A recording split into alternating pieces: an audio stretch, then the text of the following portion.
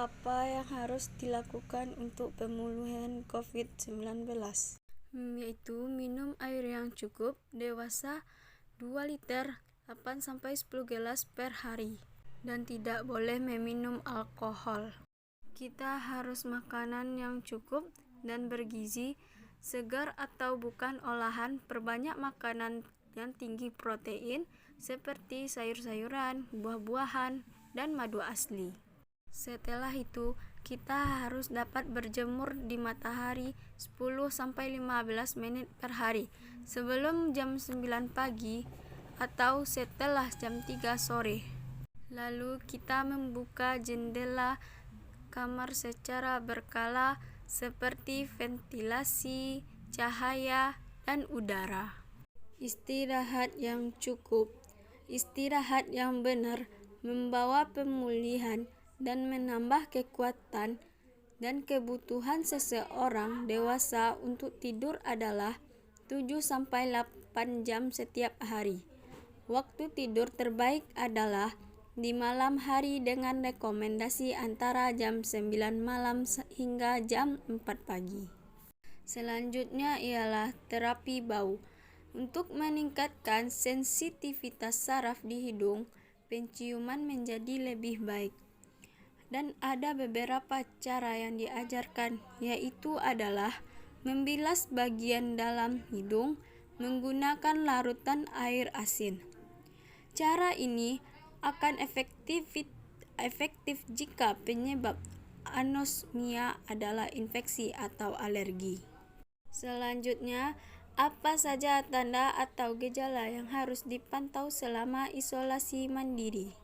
Ukurlah suhu tubuh pagi dan malam hari. Umumnya, suhu tubuh akan meningkat dan berubah-ubah jika kulit tubuh Anda disentuh. Pada umumnya akan terasa panas atau hangat.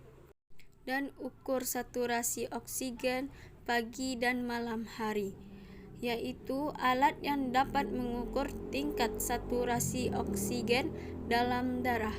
Alat ini dapat mendeteksi setiap perubahan pada saturasi oksigen meskipun dalam kadar kecil.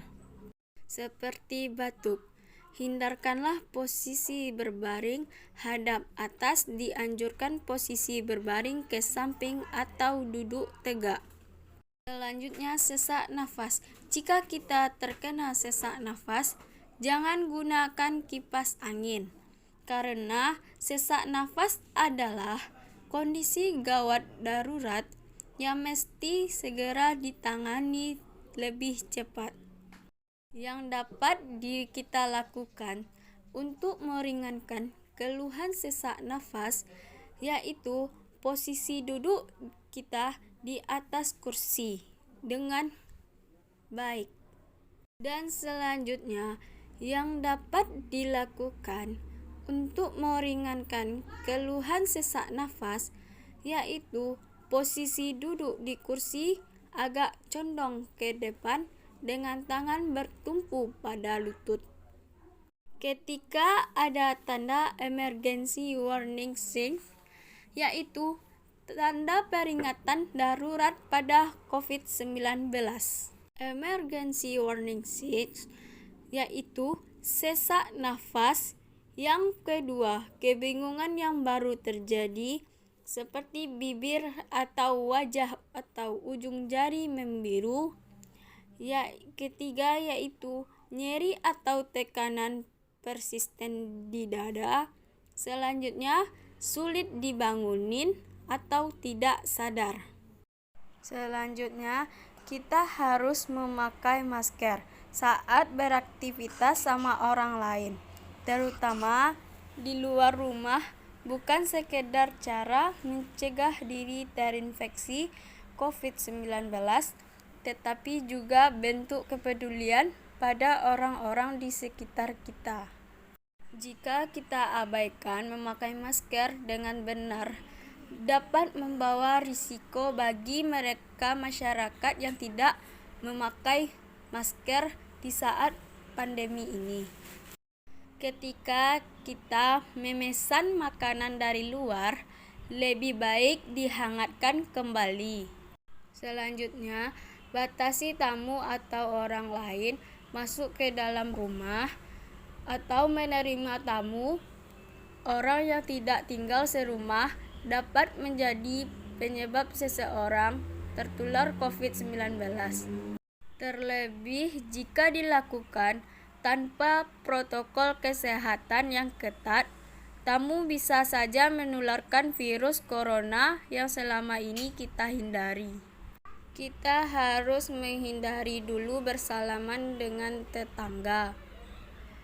Kontak fisik seperti berjabat tangan, berpelukan, salam pipi, juga berbisik-bisik karena penularan COVID-19 banyak terjadi dari orang tanpa gejala.